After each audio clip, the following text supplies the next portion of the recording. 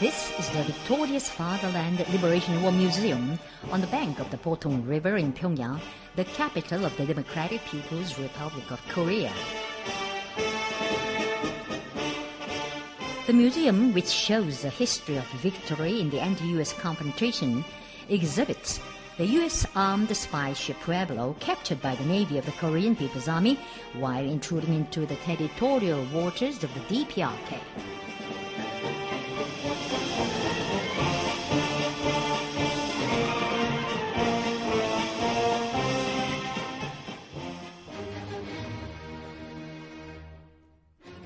Pueblo, an intelligence collection ship belonging to the U.S. Pacific Fleet.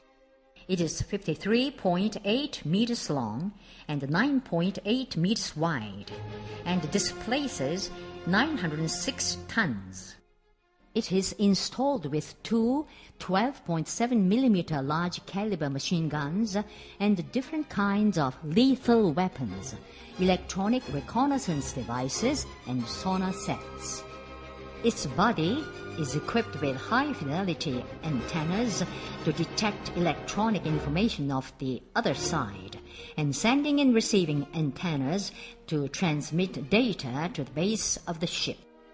It arrived at Yokosuka, Japan on December 1, 1967, to be inspected, and moved to Sasebo Port on January 8, 1968, to confirm its mission before leaving for the sea area of Korea. It started espionage activities on the 13th. At about 14:50 on January 23, Chute 57, 1968, soldiers of the Navy of the Korean People's Army on routine guard duty caught sight of an unidentified ship intruding deep into the territorial waters of the DPRK. The enemies attempted to run away, even firing machine guns, in defiance of the demand to notify the nationality. Soldiers of the Navy of the Korean People's Army promptly punished them and jumped on deck to bring enemies under their control. They occupied the commanding post first and took the captain of the ship prisoner, letting them know the number of crewmen and demanding their unconditional surrender. It was a showdown between 7 soldiers of the Navy of the Korean People's Army and 83 U.S. spies who had undergone special espionage training. They drove all Americans into a cabin and returned to port. Close battle by 1 to 12 took place in only 14 minutes.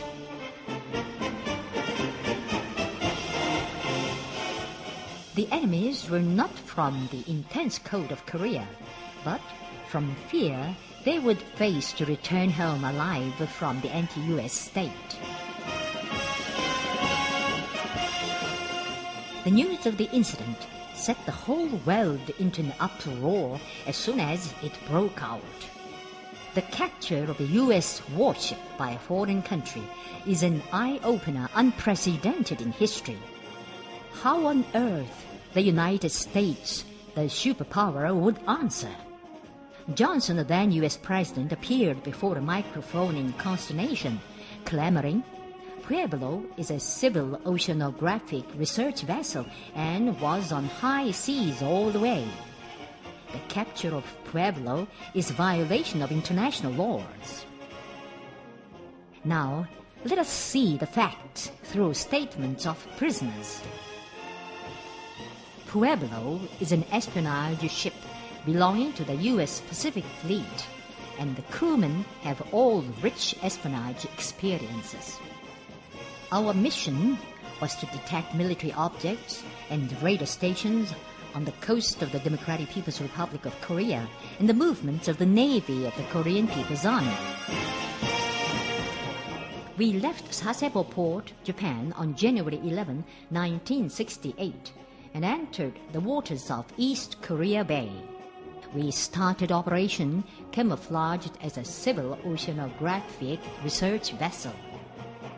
Irritated at the failure to achieve any particular success, the captain gave an order to approach Wonsan closer on January 23. We sailed further towards Wonsan to conduct espionage activities. We found ourselves 7.6 miles from Ryo Island off Wonsan. Just at that time, naval vessels of the Korean People's Army appeared to seize us. Despite of the fact, the U.S. amassed huge forces of aggression on the sea off Wonsan in an attempt to threaten and blackmail us. The U.S. will make Wonsan with military retaliation a sea of flames. If a war breaks out in Korea, the U.S. will not hesitate to use nukes. The U.S. was so shameless as to distort the fact as if the Pueblo was captured on high seas. As a thief cries for a thief, the U.S. called on us to apologize to the U.S. government and claim the right to demand compensation for damages. It was really a burglarious logic, but they were mistaken. On February 8, Juche 57, 1968, President Kim Il-sung resolutely declared that the DPRK will retaliate for the retaliation of the U.S. imperialists, return all-out war for all-out war. The DPRK turned out in a right war of confrontation. Leader, just give us your order. The Korean army and people turned out in a decisive battle with the U.S. imperialists in hearty response to the call of the leader. Now they were waiting his order.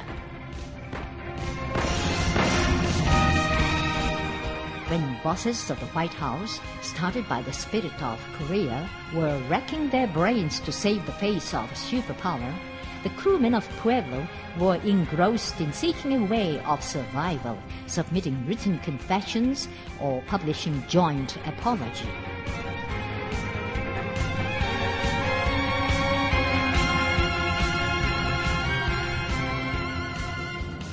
It was the government of the United States of America that drove us to espionage to the Democratic People's Republic of Korea.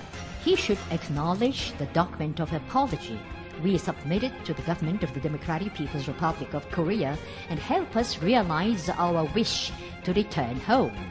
The prisoners of the Pueblo are begging the DPRK government to expose before the world the crimes committed by the U.S. government and put pressure upon their government to open a way of their survival. The world once again vividly witnessed the fragility of the imperialist mercenaries. The United States, that had been so insolent in reliance on its mighty strength, yielded to the decisive self-defensive measure of the DPRK and showed up at a meeting hall in Panmunjom.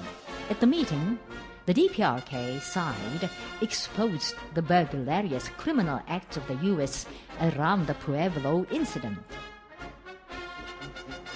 Brazen-faced American sweats in a predicament, offering no excuses. On December 23, Juche 57, 1968, the United States knelt down before the Korean people and put its signature on a document of apology. Johnson, U.S. President, saw the document of apology with a bitter distress, screaming, "It is the only document of apology the United States has left in its history, a document of apology to the government of the Democratic People's Republic of Korea."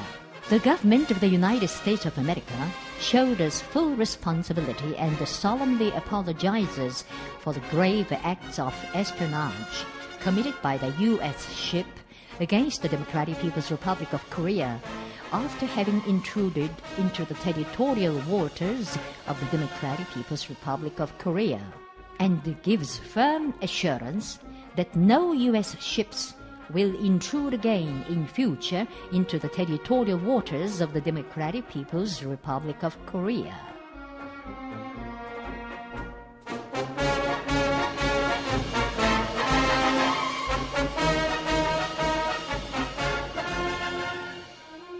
According to the DPRK government's order of repulsion, U.S. spies, together with the corpse of a crewman who was killed at the time of capture of the ship, are driven out. It was another telling blow dealt to a myth about the mightiness of U.S. imperialism. Through the Pueblo incident, the world once again clearly saw that no force in the world can be a match for the Korean people, who are united around the leader single-mindedly. Leaving the disgraceful traits of defeat and ever provocation, the U.S. imperialist aggressors do not renounce their ambition for aggression. It is their burglarious nature. The Democratic People's Republic of Korea is firmly determined to put an end to the history of aggression of the U.S. imperialists and terminate the division of the nation. Under the leadership of the respected Supreme Commander Kim Jong-un, the history of triumph of the Korean people will shine forever.